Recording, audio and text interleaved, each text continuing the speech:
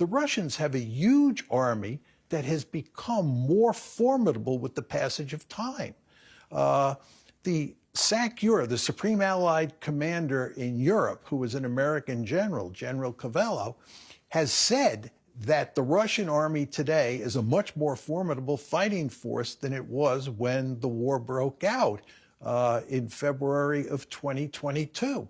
So you're talking about a really formidable army that believes it's fighting against a threat that is existential in nature. And the Russians are not going to give up. And the Russians, as I've said on a number of occasions today, are in the driver's seat on the battlefield.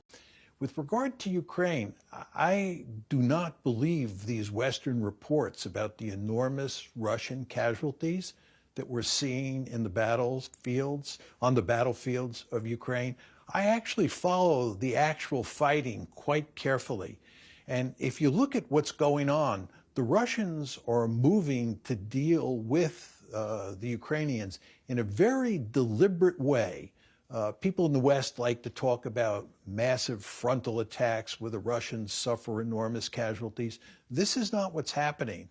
The Russians are using small packets of infantry to sort of figure out where the Ukrainians are, and then they're relying on massive artillery barrages